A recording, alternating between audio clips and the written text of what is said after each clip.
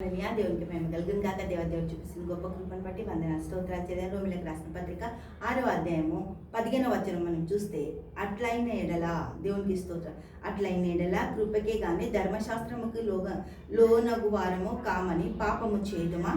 అది ఎన్నటికీ కుదరదు. పాపము దేవునికి మహిమ కలుగును గాక. మనల్ని దేవుని నుండి దూరం చేయడానికి పాపము దేవునికి స్తోత్రం ఏంటి? దేవుని దగ్గరికి రాకుండా అడ్డగిస్తున్న అడ్డు కంచ.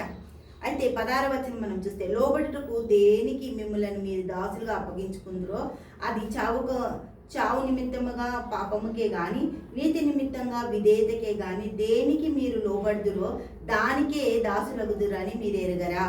మీరు పాపమునకు దాసులై ఉంటిరి గాని ఏ ఉపదేశ క్రమమునకు మీరు అప్పగింపబడుతురో దానికి హృదయపూర్వకంగా లోబడిన వారై దేవునికి లోబడిన వారై దేవునికి మహిమ కలుగును గాక. ప్రతి విషయంలో దేవుడు చేసిన ప్రతి కార్యాన్ని మన జీవితాలలోనికి అద్భుతకరంగా, పాపం విషయంలో మృతమైనది పాపం, హల్లెలూయా, దేవునికి స్తోత్రం. అది క్రీస్తు విషయంలో చంపేసింది దాన్ని, అంతే. పాపము పాతాళానికి వెళ్ళిపోయింది.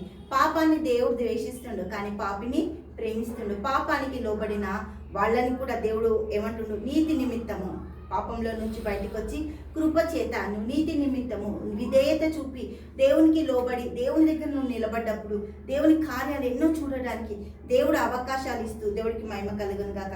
అన్ని కార్యాలు కూడా అద్భుతంగా ఆయన నిత్య జీవము కొరకే.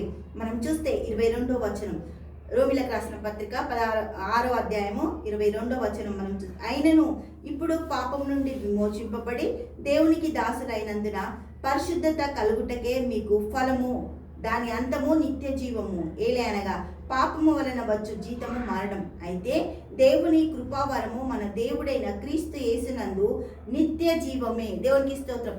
దేవుని కృపావరము మన జీవితాలలోకి నిత్యత్వం ఇవ్వడానికి పాపాన్ని పారదోలి పరిశుద్ధతతో నన్ను అలంకరించి సాక్షులుగా నిలబెట్టింది. దేవుడికి మహిమ కలుగును గాక. హల్లెలూయా.